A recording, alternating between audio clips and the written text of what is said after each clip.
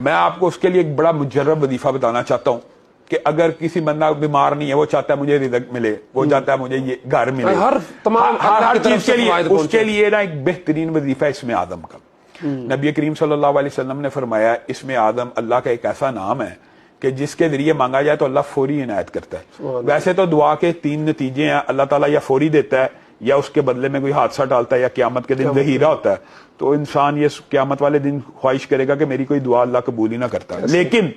جو انسان یہ چاہتے ہیں دنیا میں دعا قبول ہو، تو نبی کریم نے کہا اسم اعظم ایک ایسی چیز ہے جو اللہ کو واسطہ ہی ہے جائے اس کے نام کا، تو اللہ تعالیٰ دعا قبول کرتا ہے۔ اور نبی کریم صلی اللہ علیہ وسلم نے بتا بھی دیا اسم اعظم سورۃ بقرہ میں ہے، سورہ آل عمران میں ہے، سورۃ طٰہٰ میں ہے۔ تو صحابیوں نے اخذ یہ کیا کہ وہ کیا ہے، اللہ لا الہ الا هو الحی القیوم، الف لام میم، اللہ لا الہ الا هو الحی القیوم وانت الوجوہ للحی القیوم۔ تو گویا اس کے اندر الحی القیوم لفظ کامن ہے تینوں صورتوں میں۔ تو اکثر علماء نے یہ استدلال کیا شاید اسم اعظم یہ ہے۔ تو اس حوالے سے میرے جو نانا تھے حافظ محمد گوندلوی رحمہ اللہ، وہ یہ بیان کیا کرتے تھے کہ اسم اعظم کا جو بندہ وظیفہ کرنا چاہتا ہے نا، وہ اس طرح پڑھا کرے، حالی حی القیوم نہیں، بسم اللہ الرحمن الرحیم،